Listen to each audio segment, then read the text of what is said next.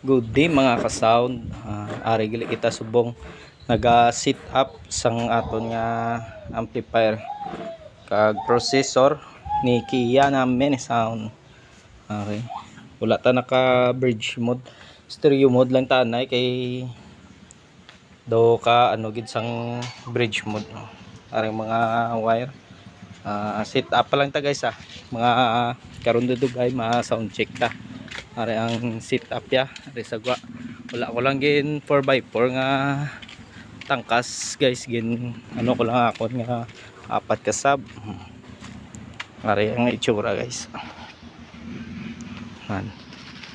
Ari ang itsura. Naka D12 scam lang ta guys.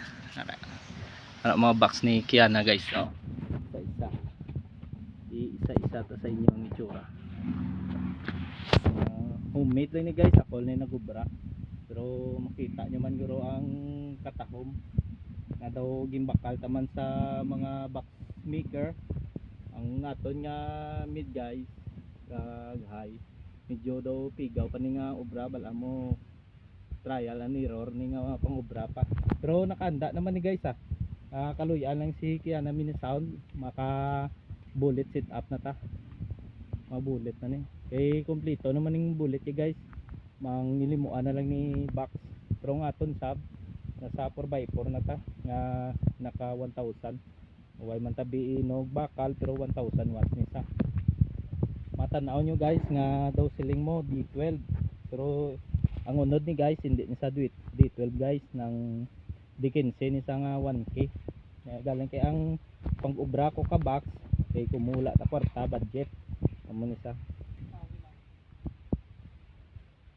Ang sa likod ya guys single speaker lang ni, naka single speaker lang ta guys, single lang na tanan, single ay base kaluyan di taman mahambal, kadugang-dugang naman ta, pwede ta na ma double nga ano sa 4x4 sit up ang tanay guys naka stereo mode. Mangwire ko anay guys ang mid kay para karon maka video ta nga naga sound check ang aton nga video para niya na sa pang sit up.